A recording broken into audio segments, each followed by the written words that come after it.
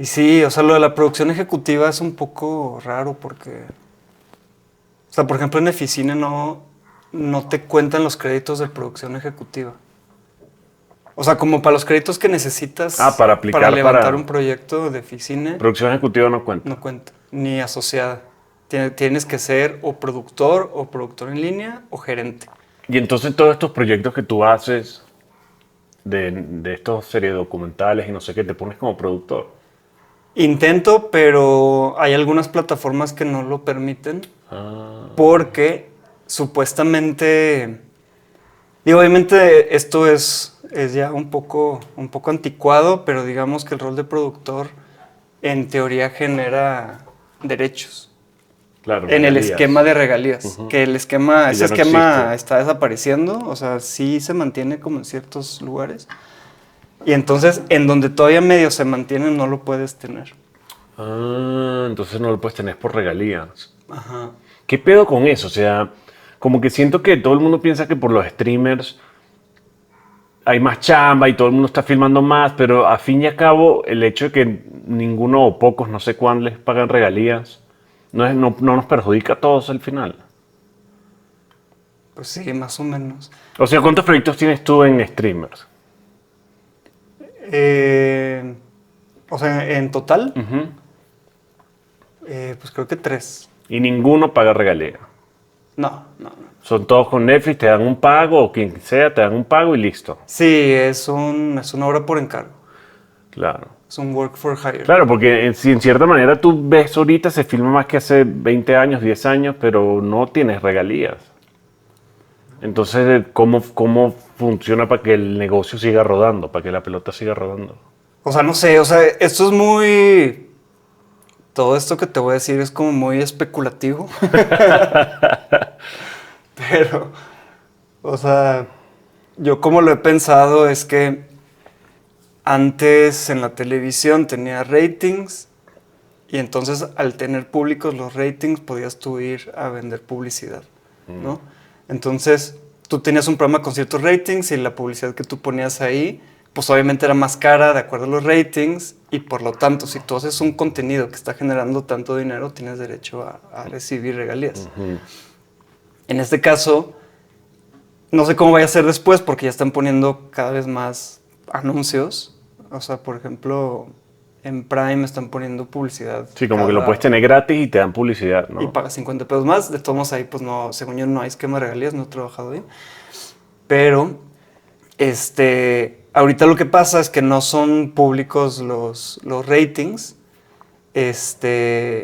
Y entonces, y como no hay publicidad tampoco, tú tienes que tener un catálogo así muy general, o sea, como un cuerpo así de trabajo en la plataforma, porque el negocio pues son las suscripciones al final, es un negocio distinto, entonces el esquema de regalías pues no aplica realmente. Pero es que no me parece justo, porque mucha gente, si yo digo, vamos a meter Netflix porque está Seinfeld, voy a ver, me estoy metiendo por Seinfeld y puedo ver ninguna de las otras, pero puedo ver puro Seinfeld y eso le está generando a Netflix ganancias porque yo me metí por Seinfeld. ¿No? Sí. Entonces, en cierta manera también sí tiene sentido la regalía, porque si tu proyecto lo ven 10x o tu otro proyecto lo ven 1000x, tiene que haber una diferencia, además del costo inicial, ¿no? ¿Cuánto será? O sea, por ejemplo, Ballpark, ¿cuánto es una negociación de un largometraje en Netflix? ¿Hacen contratos por un año o 5 años? ¿Cómo? Según yo son de 3 años. ¿Y cuánto puede costar un largo documental? Yo creo que aproximadamente $50,000. 50 mil dólares te pagan Más o por menos. 3 años. Sí. Digo, también depende. Digo, no tengo mucha experiencia ahí, pero creo que tiene que ver mucho cómo tu nombre aparece en la plataforma. O sea, por ejemplo, si tienes un proyecto previo que ya le fue muy bien, que tuvo muchas búsquedas, es posible que puedas negociar mejor otra cosa que vayas a licenciar.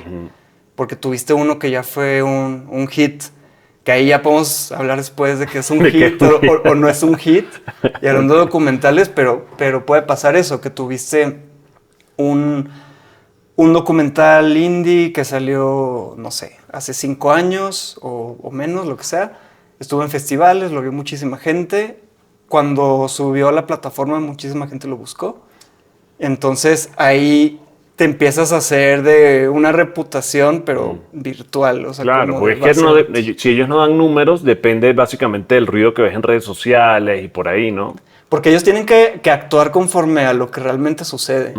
O sea, eso de no publicar los resultados es una estrategia, pero según yo no significa que no le hagan caso. O sea, si ven que algo realmente sí movió mucho, sí pueden buscar a alguien y Claro. decirle sí queremos trabajar contigo, sí queremos licenciar tus cosas porque realmente a la gente le gusta. Pero si tú eres un artista que está en una caverna y no te gusta el internet y no sabes nada de nada y ellos te tiran un número por debajo, ¿cómo sabes si tu documental le fue bien o no?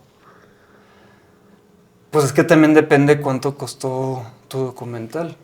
O Pero sea, entonces, porque, o sea, si haces un documental que te costó, o sea, que muchas veces estos muy chiquitos, ¿cuánto te puede costar?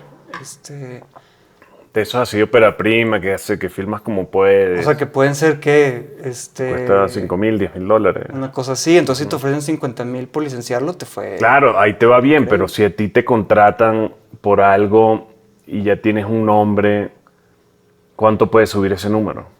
O sea, no es que ganaste el Oscar, Searching for Sugarman, pero ¿cuánto puede subir ese número para un mortal? No una producción de Hollywood gigante, documental, así como el de Michael Jordan, que está increíble, sino uno igual como los que haces detective y no sé qué, ya ustedes tienen proyectos previos que los apoyan, ¿no?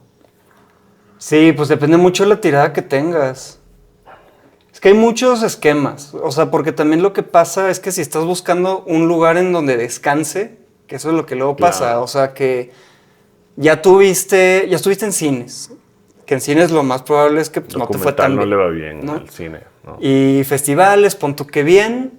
De todos modos, pues, ¿qué significa? Te dieron premios, tal vez te ayuda a tu siguiente carpeta, pero pues realmente tampoco te da mucho. Entonces de pronto te dicen, bueno, lo vamos a dejar descansar 3 años y te vamos a pagar una licencia de $50,000. Igual dices, pues sí, está bien. Pues sí. También es que lo quieran, ¿no? Claro, pero igual si te pones a ver $50,000, si es un documental chiquito que hiciste tú y dos amigos, no sé qué, sí, pero si es un crew y es un montón de gente involucrada, $50,000 en 3 años no es nada, es $15,000 al año. O sea, es como un poquito más de $1,000 al mes, ¿no? No Pues es, sí. no es mucho. No, ¿Y no. cómo cambia eso con una docuserie? Que son, en vez de 1 hora y media, son 12 horas, qué sé yo. Es que una serie, un poco por definición, pues una serie no la levantas de forma independiente. Claro. Entonces vendes Claro, una claro. serie documental y entras al esquema de hora por encargo, que en México es muy bueno. O sea, porque si tú una serie, o bueno, un documental en general, lo quieres levantar de forma independiente, entrando a los Juegos del Hambre de Ficine y de Focine, que está competidísimo, en Focine escogen como 10 de cada categoría, más o menos. En Eficine preaprueban 500% más de lo que pueden dar. Y de repente te dicen, bueno, hay una bolsa de 300 millones de pesos, pero de acuerdo a las inscripciones que hay ahorita, equivalen a 1,000 millones de pesos. Entonces tienes que darle sablazo a 700 millones de pesos de proyectos. Y eso lo dividen entre los 10 proyectos seleccionados. Los 300. O sea, por 2 ventanas. La verdad es que no tengo muy bien los datos, pero por lo general, según yo, son aproximadamente 600 millones de pesos al año, que se dividen en 2. En 300, y esos 300, ¿cuántos proyectos se tienen que dividir? Por lo que alcance. O sea, si todos piden 20, pues van a ser cierta cantidad. Es así mismo. Pero unos piden 20, otros 10, otros 1,5, hasta llegar al tope de los 300 y cacho.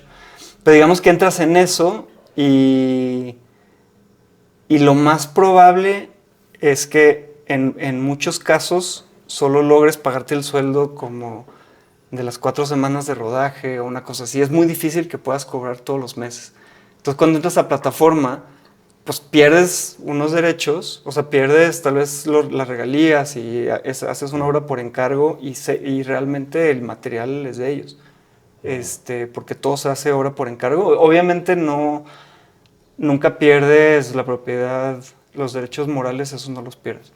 ¿Cuál es la diferencia de derechos morales? Y los patrimoniales. Que los patrimoniales son los que generan Que te dan derechos. regalías. Ajá. ¿Y los morales qué significa tu nombre? Ajá, es propiedad intelectual. La propiedad intelectual. Ajá. Pero la que no genera. Sí, solo la del ego, el hombrecito de... Sí. Y entonces, lo que sucede es que pierdes eso, pero digamos que si el proyecto dura 15 meses, te van a pagar cada mes de esos 15 meses.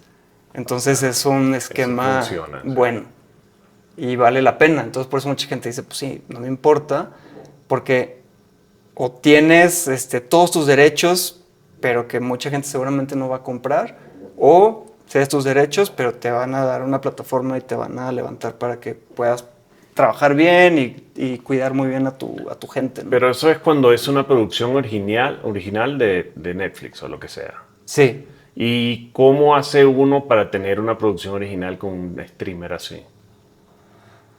Porque una serie, el problema de una serie es que es invertir. ¿Cuánto cuesta una serie entera? O sea, es 1,5 millones de pesos. ¿Cuánto? Una serie documental. O sea, porque una ficción puede costar Claro, $1 millón el capítulo. O sea, incluso en México. O hasta más. Depende también del talento. En documental, pues depende mucho. O sea, también, digamos que o sea, no es así tanto de tabuladores, pero pues tú te acercas con un precio y te dicen, ok, te lo podemos dar. O te pueden decir que de acuerdo a los precedentes que tienen, no puede costar tanto una cosa así. Entonces tienes que medio jugar por ahí, tienes que ver qué cosas pelear, qué cosas ceder, todo o sea, eso. sí es negociable de cierta manera. Sí, sí, sí. Y entonces el capítulo de una docuserie va por el orden de cuánto. No, pues Tomando en cuenta que es tiene depende. quizás recreaciones, que ahora muchas tienen recreaciones. Yo creo que en plataforma, yo creo que han de estar como entre... O sea, lo más bajo yo creo que pueden ser unos 12 millones y yo creo que puede subir hasta 30, algo así. Pero pues depende, o sea, todo tiene que tener un valor en pantalla que sea lógico. O sea, que si por ejemplo tú dices, va a costar tanto porque vamos a viajar por todo el mundo, pero viajar por todo el mundo le da esto a la serie que la gente lo va a ver. Finalmente todo lo tienes que hacer para que la gente lo vea. O sea, tiene que ser algo que funcione para audiencias y no te puedes dar así tantas licencias como de decir acá, no, pues esta es mi visión y ustedes no me entienden, pues no jala. Y cuando tú haces una docuserie, ¿cómo que se llamaba la que hiciste del caso de ¿Archivo Negro? Archivo Negro era? No, pero ¿cómo se llamaba el O caso? la de Narvarte. Narvarte. Esa fue el largometraje. Ah, ese fue un largo. Sí. Ah. Y es posible que comience planteado como una serie y se transforme en un largo o viceversa. Es difícil. O sea, quede muy claro ya en pre. O sea, creo que sí puede pasar, pero lo que pasa es que sí, o sea, como tienes que hacer estos procesos de desarrollo. El documental es un animal vivo, es así, masa madre, todo el tiempo está como creciendo y transformándose. Y es difícil. Y hay muchas veces, o sea, yo siento que tienes voces internas que te dicen, ya, pues hazlo serie. Porque no quieres enfrentarte al sablazo y a tener que condensarlo todo y sintetizarlo así a 1 hora y media. Y entonces, pues muy probable que te digan, pues no, o sea, es un proyecto que ya compramos como un largometraje, ya tenemos el guión al final pues lo acabas desechando porque pues... Es otra cosa. Sí, o sea, ya que empiezas a filmar, conoces gente y todo eso, pues ya es otra cosa. Yo creo que sí te dirían que sí se convierte en serie en el caso de que justamente en ese desarrollo real, o más bien en la producción real, te encuentras con algo increíble. O sea, que de pronto tengas unos personajes, cosas que no puedes cortar, algo así. Yo creo que sí podría ser abierto a que te digan, va, hagámoslo en 3 partes. Al revés, imposible. O sea, si ya te comisionaron para hacer una serie de 3 episodios, no te van a decir que así no hay pedo. Entrega 90 minutos en vez de 3. Y entonces, ¿cómo hace uno para llegar o cómo llegaste tú a eso de poder vender ese proyecto, que era un largo, el Narvarte? Pues, en general, digo, hablando de... O sea, no hay así una fórmula ni nada. O sea, en general la producción es carrera súper, súper larga. Entonces no es así tanto de que, encontré esta puerta y la crucé, pues no. Y eso es también lo que pasa luego cuando empiezas a trabajar con personas, digamos jóvenes o universitarios o algo así, que dicen de que, pues yo quiero entrar a un equipo de producción, quiero producir. Y yo siempre les digo como, prepárate porque son años, o sea, son muchos años. Y para llegar ahí tienes que pasar pues por una serie de cosas y conocer mucha gente. O sea, en mi caso en Narvarte, el director y el guionista que llevaban haciendo el proyecto mucho tiempo, o sea, llevaban años haciendo la investigación y el desarrollo y me invitaron, ¿no? O sea, como a desarrollarlo. Dijeron, nos gustaría trabajar contigo, lo vamos a presentar.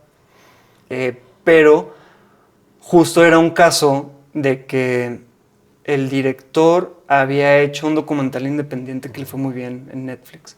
Entonces digamos que sí había un interés por trabajar con ese director, pero necesitaban trabajar con una productora, y de esa productora me conocían a mí y digo, nos llevamos muy bien. Y entonces a partir de eso, pues sí, empezamos a platicarlo.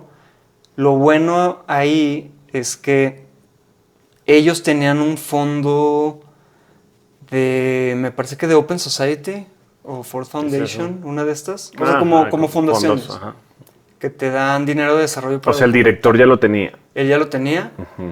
Y luego, en conjunto, sacamos uno de Sundance.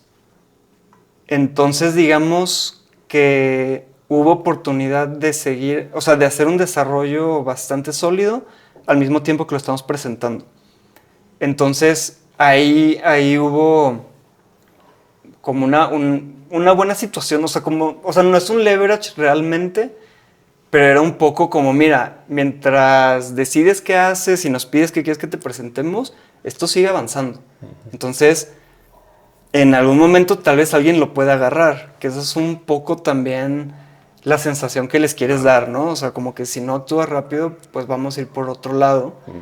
Y la realidad es que quienes están buscando proyectos sí están buscando en dónde está, pues, es lo siguiente que pueda funcionar, ¿no? Sí.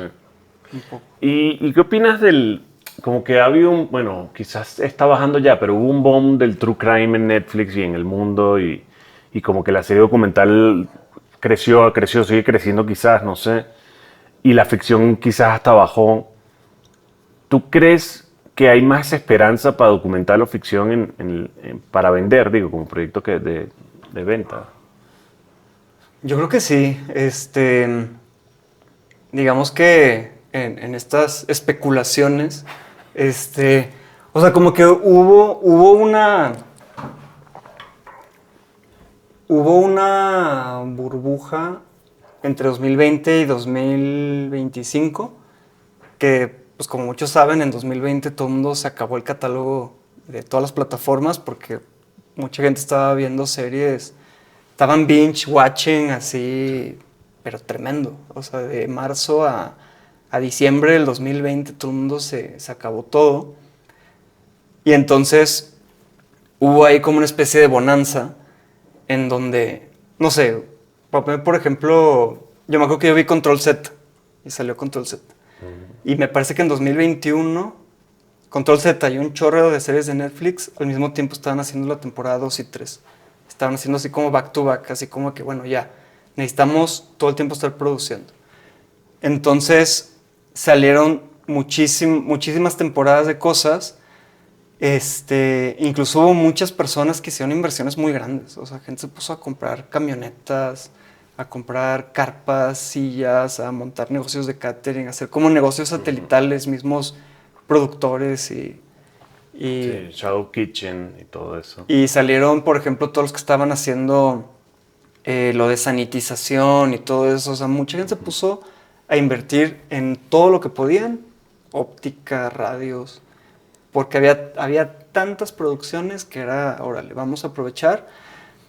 Pero luego también lo que pasaba era que buscabas a alguien, no sé, sonidista, asistente de cámara o algo así. Oye, ¿qué onda? Hay un proyecto, ¿cómo ves? Y pon tú que era abril y te decían hasta octubre, güey, porque estoy haciendo la 2, 3 y 4 al mismo tiempo de tal serie. Y decías, no manches, qué locura. Y pues mucha gente también ganando mucho dinero y así las compuertas abiertas. Y de repente, en 2025, que yo no sé si sea como ya metas corporativas de que había un plan a 5 años, entonces acabamos ahorita, vamos a reevaluar qué es lo que sigue. Y yo creo que estamos en ese punto. Y ha habido también muchos anuncios de Netflix, de que va a haber inversiones, todo esto, pero al parecer todo está haciendo como con más calma. Claro, este anuncio que saquieron, ¿cuántos billones de dólares iban a invertir en México? Pues $1 billón. $1 billón. Iban a invertir en Churubusco. ¿Y cuánto lapso de tiempo era esa noticia? No estoy seguro. O sea, lo más seguro es que sea un plan igual a 5 años. La verdad es que no tengo bien el dato. Pero justamente, entre varias cosas, o sea, creo que no van a ser solo series, pero también van a invertir en infraestructura y quieren que México sea un hub así de producción. Y entonces, lo que pasó es que ya no le están dando luz verde a tantas cosas de ficción que son muy caras, pero yo siento que el documental se mantuvo.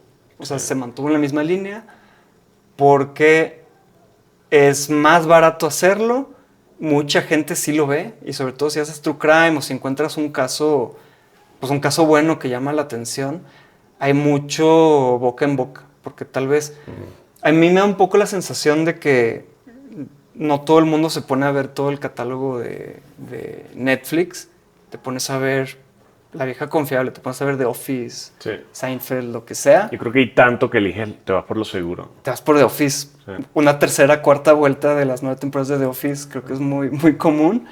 Hasta que de pronto alguien te dice, oye, ¿ya viste el documental de, no sé, el de Maciel, por ejemplo? Ahorita que todo el mundo empieza a hablar de Maciel, hay un morbo, hay algo así, y de repente se convierte en un hitazo en HBO. Todo el mundo lo vio de repente, ¿no? Pero es verdad, como que con la ficción no pasa eso, a menos que sea algo muy emblemático como La Sustancia o esas películas que rompen paradigma. Pero con el documental pasa mucho más, que dicen como que, ¿viste esto? No, tienes que verlo. Quizás porque es un hecho de la vida real, a la gente le llama más la atención, no sé. Y en estos tiempos que se está batallando con inteligencia artificial y todo esto, el documental igual se va a seguir por una línea. Claro, que no se puede imitar. No, y hay muchos personajes y hay muchas historias que no puedes fabricar ni con guionistas ni nada, ¿no? Y eso creo que siempre tiene algo auténtico que mucha gente va a buscar, ¿no? O sea, y sobre todo documentales, pues justo hechos para la audiencia, porque obviamente hay muchas cosas que no se hacen tanto para el público y por eso no tienen como ese pool, ¿no?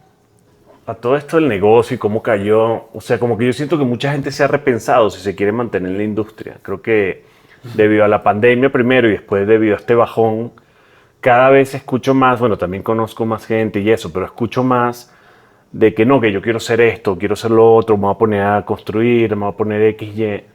Y yo me pregunto, ¿cuánta gente está en este negocio porque en verdad le apasiona y le gusta? Porque siento que es más la historia de, trabajo en cine y televisión y te da caché y te sientes importante y relevante, que lo que en verdad le gusta a la gente hacer el trabajo como tal. ¿Tú qué crees? No sé, en mi experiencia hay muchas categorías de personas que están en el audiovisual. Porque publicidad es un animal completamente aparte. Y es una locura, güey. Y fue donde yo empecé, estuve yo 3 años trabajando en publicidad y vi unas cosas que dije, no manches. Al grado que, o sea, que yo sí dije, no me gustaría seguir por este camino. Entonces yo me salí y me fui como hacia el cine independiente, que eso es otro. Y luego ya está el cine, digamos que con presupuesto de plataforma o algo así, y todo el mundo lo vive de una manera distinta. Entonces, la publicidad entra un poco en el mundo del cine y en muchos aspectos ahí es en donde se forma en cuestiones técnicas, de efectos, de calidad. El estándar es tan alto que sí es una escuela con mucha formación. O sea, creo que de ahí puede salir muchas personas que te aseguro que no están ahí por mucho placer, porque es mucho estrés. Sí pagan, o sea, los salarios son absurdos. Y ahí entra también esta,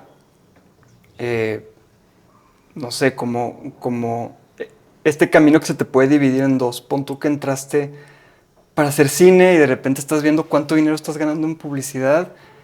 Y ves a mucha gente en publicidad que dice, ay, algún día voy a hacer una película y nunca sucede porque es como la mafia, te jala. El dinero te llama. Y Y creo no que lo eso puedes pasa un soltar. montón.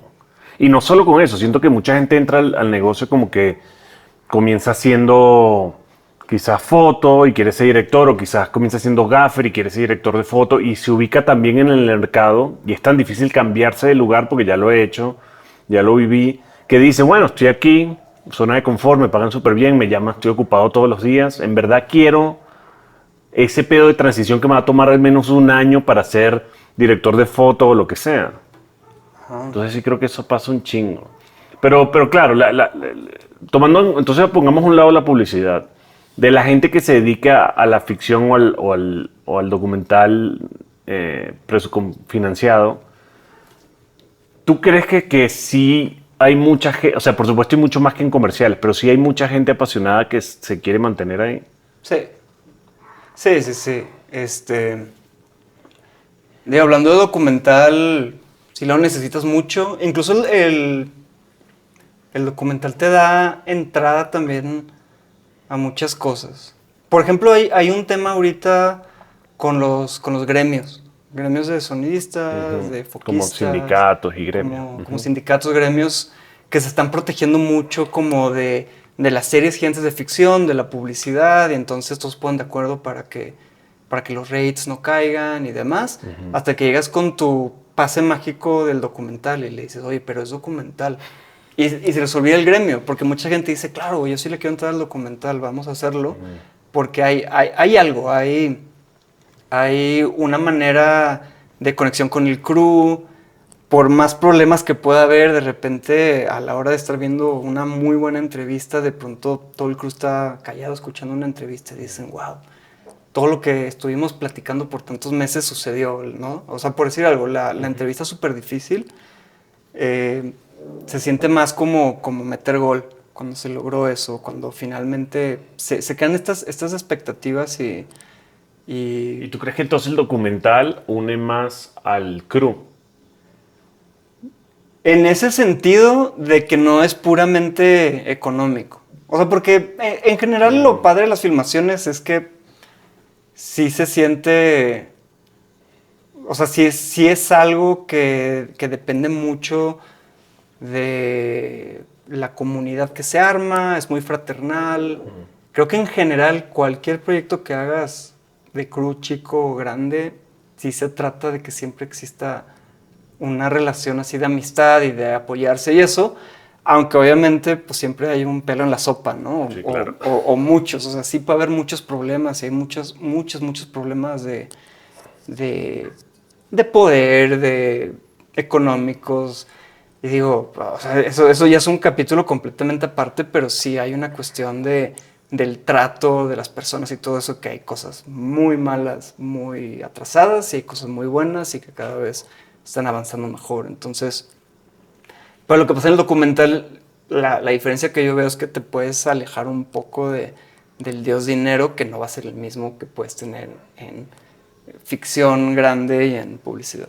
Entonces, ¿tú crees que en ficción financiada hay mucho dinero, en publicidad hay muchísimo dinero y en documental hay menos, y eso hace que la gente le apasione más el trabajo porque lo hacen por menos dinero, en un sentido, una causa buena?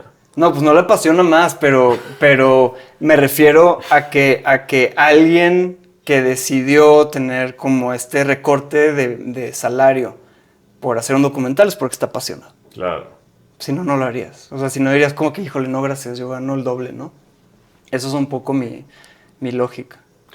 O sea, yo creo que hay un problema que yo personalmente tengo, que no sé cuánta gente tenga, pero el hecho de cuando hay mucho dinero involucrado, que me están pagando a mí y me están ordenando hacer X, Y, Z, mientras más dinero siento que me están comprando más mi voz y mi voto, de cierta manera. Entonces, como que a mí personalmente no me gusta mucho dinero involucrado porque me siento muy vendido. O sea, es un pedo que tengo. Entonces me pregunto, ¿qué tan normal será eso? ¿O soy el único idiota que...? O sea, porque toda esa gente que le dice no al dinero, en verdad es por algo, ¿no? Además de la historia del documental, es porque quizás sienten que hay menos compromisos y hay menos dinero, no sé. Bueno, nunca le dices que no al dinero. Le Pues, dices hasta luego bueno, o algo así. Pero algo increíble de hacer proyectos de Ficine y de Focine es que haces lo que tú quieras. ¿así? Sí. O sea, nadie te va a revisar el proyecto y te va a decir aprobado o no. O sea, me Claro, ya refiero te lo dieron. cuando lo terminas. Es un proyecto completamente independiente, lo puedes hacer con tus condiciones, puedes tomarte las licencias que tú quieras, a diferencia de que si estás trabajando con un estudio, con una distribuidora muy grande, con una plataforma, sí va a haber un momento en donde te van a decir, oye, necesitamos hacer unos cambios porque esto no está funcionando. Y Eficine y Focine te lo va a dar. Claro, no hay manera que tú le entregues el corte final a Focines porque te financió y te digan, no, esto no es, tienes que resolver. Ajá. O Eso sea, hablando no- de una película terminada. Pero eso no pasa entonces con Focine o Procine. No. No, o sea, realmente muchos de estos fondos tienen, o sea, no sé, creo que tiene que ver mucho con todo el caminito que ha habido desde que existen fondos públicos. En parte dicen, termina, güey. O sea, con que termines, yo estoy feliz. Entonces, así son muchos. Con que me entregues un proyecto con estas características, que son características de duración, de formato y no sé qué, ahí está, güey. Es como pasar de panzazo. Pero porque hay gente que no entrega, güey, que es una locura. O sea, hay mucha Gente gente que no entrega. que no entrega. ¿Y qué hace? Y en el pasado, ahorita está mucho más controlado, pero en el pasado había gente que decía, pues sí, pues no te entregué. Y puede ser por mil cosas. Y en parte también puede haber ahí como luego, como juegos así no tan legales, digamos. O sea, como hay gente que se ganaba un fondo y lo que hacía era comprarse una cámara, computadoras. Bueno, y antes, ¿no? Que compraba sistemas de edición y cosas así. Había gente como que, híjole, pues no terminé. Entonces era como que, bueno, pues vamos a ir a la estadística. ¿Cuántos proyectos terminados? Pues muchos que no se terminaron, muchos que sí se terminaron, pero de los terminados, exhibidos, tantos. Entonces, en Eficine, por ejemplo, creo que es es el fondo más estricto que sí te pide sí o sí un estreno. O sea, terminar no es suficiente. Porque justamente hay un problema en las estadísticas del IMCINE de que hay muchas películas no terminadas y no exhibidas. Y eso es un gran problema. Entonces tienes que exhibir. Entonces Eficine ya se ha hecho cada vez más Eso puede ser flexible. en cualquier festival.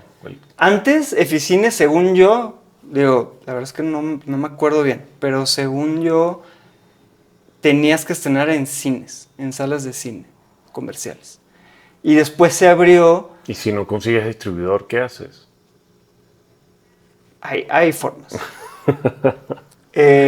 No, pues es que tampoco todo es tan grande, pero a ver, tienes que estrenar en cines, y esos cines pueden ser cualquier cine que tenga ventas de boletos y que esté dentro del software que registra ventas de boletos, que es como el que registra Puede ser Canacine. cines independientes, así chiquitos. Pueden ser independientes. Y luego lo abrieron a que pudieras estrenar en los festivales, digamos, premium. Entonces, si estrenabas en Morelia, Guanajuato, Guadalajara, creo que Monterrey también. Es una lista corta. Si estrenabas en eso, contaba como estreno. Y ahorita creo que ya permiten estreno en plataformas.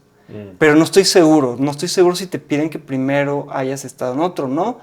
Pero me parece que ya está siendo cada vez más flexible en ese sentido, pero está bueno, o sea, que sí incentiven que sí se distribuya y que sí se vea. ¿Qué esperanza hay para alguien que hace un documental independiente, así como el director de Narvarte?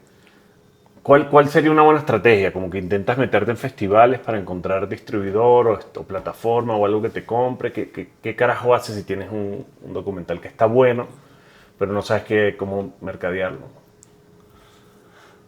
Híjole, es que depende mucho el tema. Vamos a suponer que es un true crime como el que tú tienes, como un caso. Pues a ver, sí puedes, obviamente, intentar entrar a un festival. Lo que pasa es que al festival o a la muestra, porque Ambulante tiene también o sea, tuvo un poco como este corte de que distribuye o exhibe ciertas películas que al festival también le da un peso. O sea, que si de pronto fuiste al festival que tuvo como esta primicia, pues da mucho. Entonces depende mucho qué es lo que estás tratando de decir. O sea, si tienes el documental en donde se descubre el caso de tal, pues es un poco el peso que tienes. Pero hay muchas veces que sí tienes que hacer... pues te tienes que hacer de tus contactos o de buscar periodistas o de buscar fundaciones. O sea, ¿de qué te sirve eso? O sea, que por ejemplo vayas con una fundación o una ONG así, no sé, Amnistía Internacional o una cosa así, ¿no?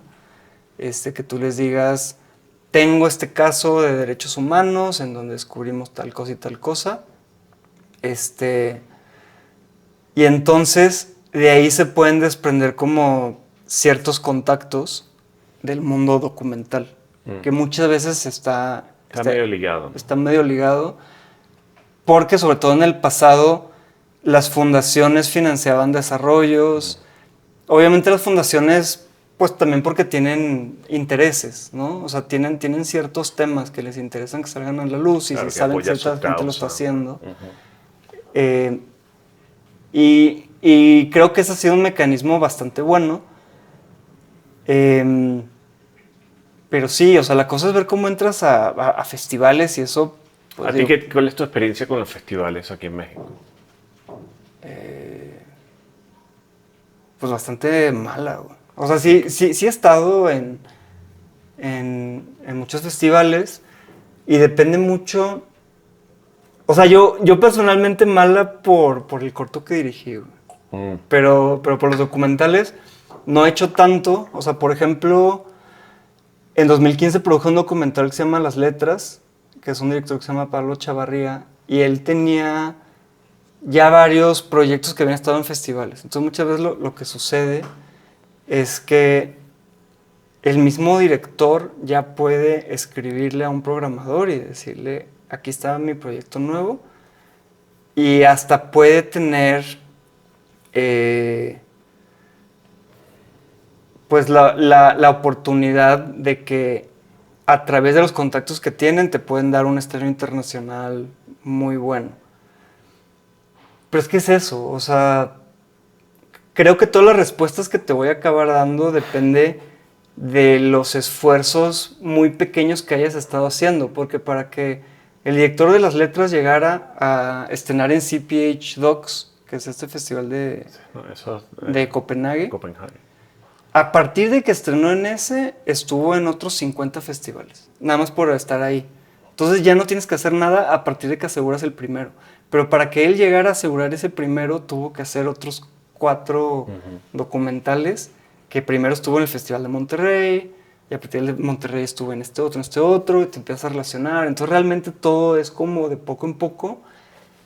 Y no sé, o sea, pensando en eso, sí tienes que encontrar oportunidades. Digamos que cuando eres, digo, no es tan necesario hablar de que si eres joven o no, pero si estás queriéndote meter en que quieres hacer documentales, que quieres dirigir o que quieres producir o algo así, tienes que estar muy consciente que hay que empezar desde cero y ver de qué te empiezas a aprender. O sea, de que tú dices, mira, me gusta trabajar con esa persona, voy a hacer mi esfuerzo más grande para que esa persona siempre me mantenga como un elemento clave y vamos a ir creciendo juntos. O sea, yo le voy a ayudar ahorita porque después eso a mí me va a ayudar a tener una trayectoria, pero toma mucho tiempo. Es muy difícil que al principio te digan, hola, ¿cómo estás? ¿Te voy a poner a producir esto? No, o sea, tienes que echarte un camino bastante largo y dentro de ese camino te empiezas a encontrar estas oportunidades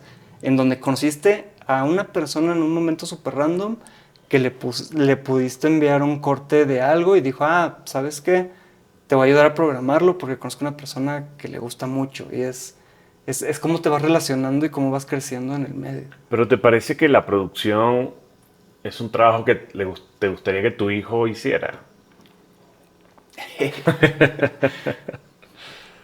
Híjole, es que ya, eso ya es otro tema, güey. O sea, porque la producción puede ser muy desgraciada, güey. Sí, por eso volvemos a la pregunta anterior de qué tan apasionado estás para seguir haciendo esto y cuál es el beneficio-costo que te da en verdad. O sea, no es por ser emo ni crisis de media edad, como se diga. Yo siento que este trabajo es darle y darle y darle y darle y darle. Y es muy satisfactorio en ciertos momentos, pero si los cuentas en tiempo continuo, yo te diría que en 40, bueno, tengo haciendo esto, no sé, 15 años. No sé, una semana de satisfacción plena tendré en mi vida. Que no está mal, porque hay gente que ni la tiene, pero o sea, no es tanto. O sea, hablando del trabajo, por supuesto, hay satisfacción de otras cosas personales, actividades, experiencias, pero del trabajo como tal será 1 o 2 semanas de los 15 años. Sí. O sea, es muy autodestructivo, pero además no te das cuenta hasta que ya estás adentro. Y sobre todo en producción. Porque en producción, pues te toca empezar. No puedes fakear la producción. Y siento que por eso el crédito de productor tiene tanto peso porque, o sea, si es como decir que eres artista o no eres artista. Muchos productores les da pena decir que son productores porque dicen, no sé si ya tengo el estatus. Hay síndrome de impostor todo el tiempo. Porque mucha gente te va a decir, tú no eres productor. O sea, si no sabes hacer esto, si no has hecho esto, entonces te echas un camino muy largo en donde te lo estás cuestionando todo el tiempo. Pero para tenerlo, significa que sí te echaste el camino. O sea, que sí fuiste PA, runner, y que te fueron dando cada vez más responsabilidad. Y dentro de eso, sufriste mucho. Y tuviste que aprender muchas cosas y mucha gente te gritó y mucha gente estuvo muy enojada contigo porque no les pudiste dar lo que ellos esperaban y tal vez no tenías dinero, tal vez sucedieron todas estas cosas fuera de control. O sea, pasan tantas cosas que poco a poco te acabas terapeando y piensas que a la próxima va a ser mejor y sí es así, pero sí es un camino así de... O sea, que vas caminando y la explosión está atrás de ti todo el Pero tiempo, ¿no? si tuvieses una máquina del tiempo, ¿qué hubieses hecho distinto en tu vida con la profesión? O sea, vamos a suponer que comenzaste como PA, pero de PA puedes ir que cualquier sitio, en verdad, en el cine. ¿Crees que hubieses elegido otro camino?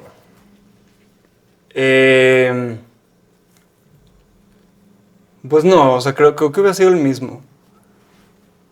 Lo bueno de producir es que aprendes a levantar los proyectos. O sea, yo finalmente lo que quería hacer era aprender a levantar proyectos y no depender de nadie. Porque luego lo que sucede es que siempre dependes de un productor. O sea, creo que cuando... O sea, los productores serían las cucarachas En el apocalipsis. en el apocalipsis. O sea, porque finalmente pues sí necesitas, aunque todo sea virtual o algo así, alguien de cierta manera tiene que hacer esa labor como central. Sí. Que es entre que si vas a hablar con los financiadores, entre que si te vas a aventar tú la chamba de quedar bien con todos, de que no se acabe, o sea, de gestionar el recurso, todo esto. O sea, sí es como algo muy muy estructural y es la locomotora. En mucho digo, la locomotora puede ser muchas cosas, ¿no? Pero digamos que sí necesitas jalar todos los vagones, ¿no? En conjunto. O sea, no solo el productor, pero digamos que es el productor junto con un equipo que tienes que seguir dándole para que el proyecto siga. Yo lo hubiera mantenido igual, aunque pues, hay muchas veces donde digo, pues sí me hubiera gustado tal vez, no sé, yo a veces veo ciertos roles en publicidad que digo, ¿cómo es posible que ganen tanto dinero? Y que no es tanto trabajo. O sea, porque en producción sí es así, o sea, te avientas, o sea, un largometraje, una serie, te avientas 2, 3, 4 años de tu vida.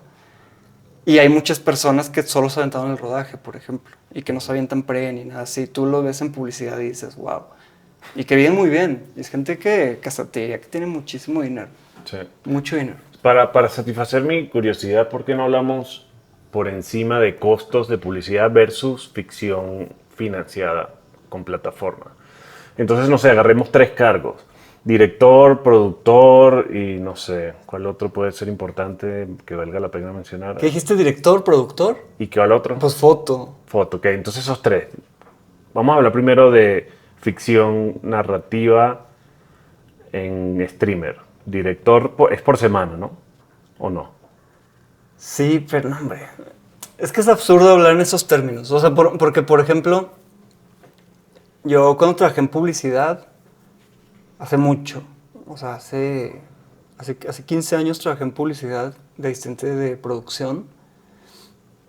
Y punto que un director de fotografía podía ganar entre 50 y 80 mil pesos al día.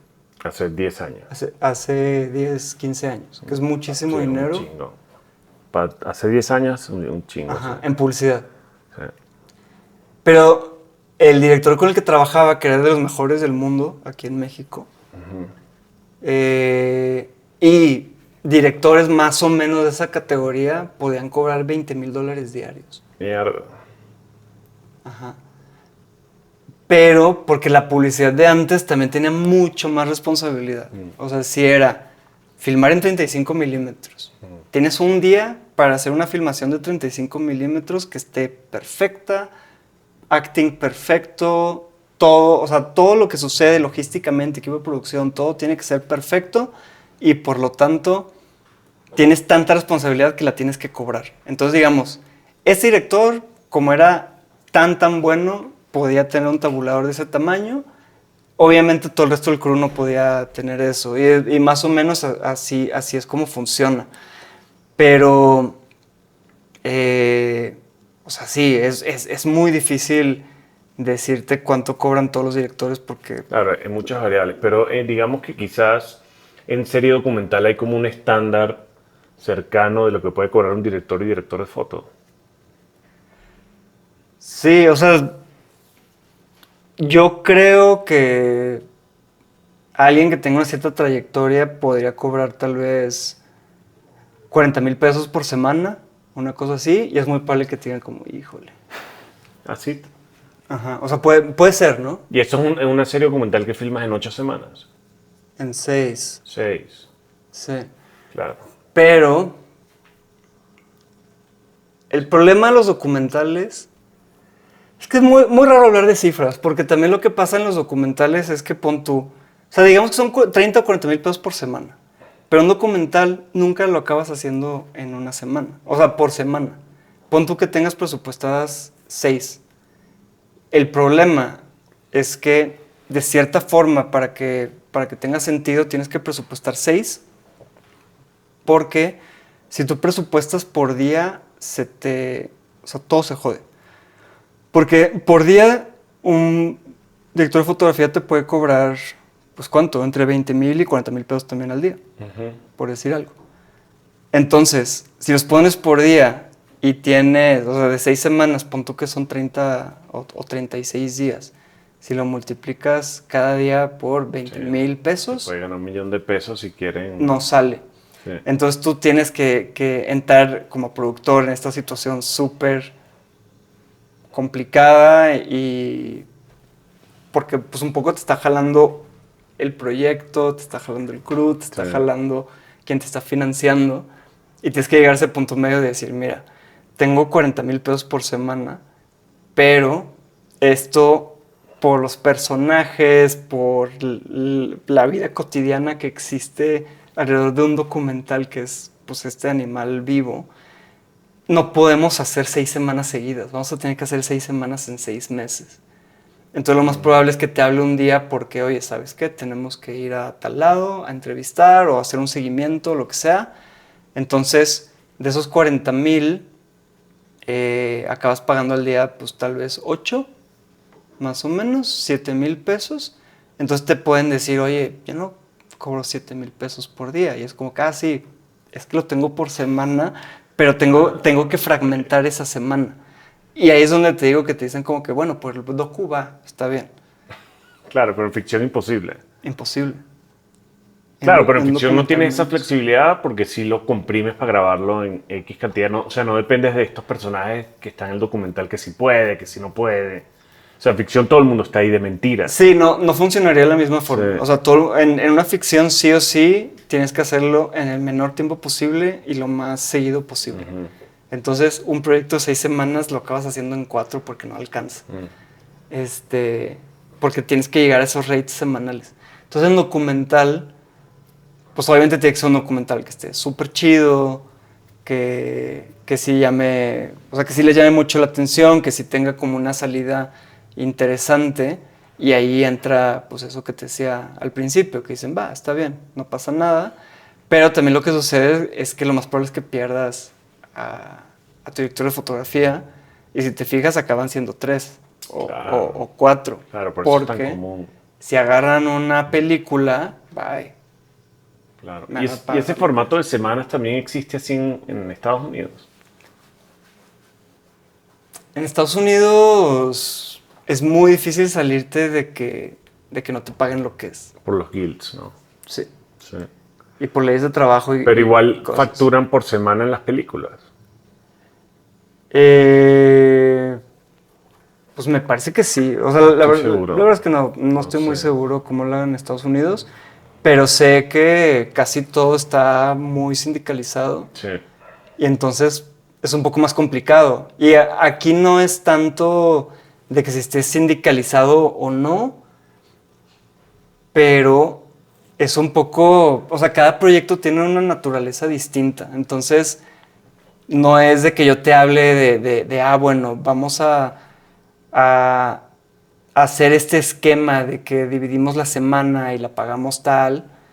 No es porque alguien se esté aprovechando y se esté enriqueciendo de eso, porque muchas veces puede parecer eso, es de que me estás pagando el día tanto porque te estás ahorrando dinero y es como, no, o sea, es súper complicado poder armar un proyecto de tantos meses y de tantas semanas y que salga bien, pues lo tienes que más o menos ir transformando, ir adaptando. Y ahí es en donde sucede esto, donde va a haber momentos de la producción en donde al equipo de producción se le va a empezar como a antagonizar y a demonizar porque dicen como que, oye, ¿qué onda con esto? La verdad es que no pasa muy seguido porque establece las reglas del juego muy claras desde el principio. Claro. O sea, es un proyecto semanal que no puedo hacer por semana. Yo amaría hacerlo por semana, güey. Pero tú estos proyectos de documental que presupuestas por semana y las divides, haces 6 días de grabación en esa semana. O sea, cuando la divides. Porque cuando metes el viaje y no sé qué, y la cosa ya se va pa'l pito. Sí. ¿Y es así? Depende, o sea, es que por ejemplo en plataforma sí es un poco más fácil que puedas negociar todas estas cosas. Porque tal vez en vez de decir como bueno, tenemos la semana y la vamos a fragmentar, podemos decir, mira, este lapso de 6 meses te voy a dar un pago mensual que incluye todo. Porque es tan difícil de predecir que a mí me encantaría que fueran 4 semanas seguidas y acabar, pero no se puede. Entonces, haces un arreglo que tal vez en una plataforma puedes decir, mira, hice este arreglo porque si no me va a salir más caro si lo hago por día, no sé qué, y es un buen arreglo mensual en donde dices, Tal vez trabajas, tal vez no. Tal vez va a haber un mes cargadísimo, tal vez va a haber un mes que va a tener solo unos días. Claro. Y lo puedes más o menos empezar así a Entonces tú navegar. dices, son 40 por semana, son 6 semanas, son 240,000 pesos, dame 6 meses. Y en esos 6 meses vamos a filmar, pero hay un tope de días que puede filmar la persona. Ajá, ¿no? sí. Como que por decirte, no sé, 40, por decir cualquier número. Y si hay un día adicional por el costo del día, que es 7,000, 8,000, ¿le pagas el día adicional o eso nunca ha llegado a ese momento en tu experiencia? Sí, nunca, en mi experiencia, nunca trabaja alguien sin sueldo, Claro. ¿no? Entonces, si ya se terminó y hay más, pues tienes que conseguir más. Porque si no, pues ya no puedes seguir. O sea, más bien dices, ya se acabó el proyecto, ya no podemos seguir filmando. Pero por eso muchas veces sí ayuda eso, decir, mira, vamos a establecer un monto equivalente a, bueno, si son 6, vamos a hacer 10 semanas. Depende, o sea, si es un proyecto que te digo, es que va a ser un año en donde no tengo idea cuándo va a ser. Establezcamos este fee, haz tú todo el proyecto, no va a haber más. O sea, si hay más, no sé qué, puedes lograr algo así, pero que sí corresponda a que digan, bueno, va a ser completamente inestable, pero sé que al final la recompensa va a ser buena, está bien. Pero sí, o sea, el documental es demasiado inestable. Es muy difícil predecirlo y eso te mete en muchísimos problemas con todo el mundo como productor y como director también, porque también como director te dicen, ya, güey, o sea, Sí, suficiente. ya no persigues la historia, güey. Sí. Pero pues el director muchas veces sabe cosas que los demás todavía no saben, ¿no? Entonces, este juego como de leernos las mentes, pues es complicado. Sí.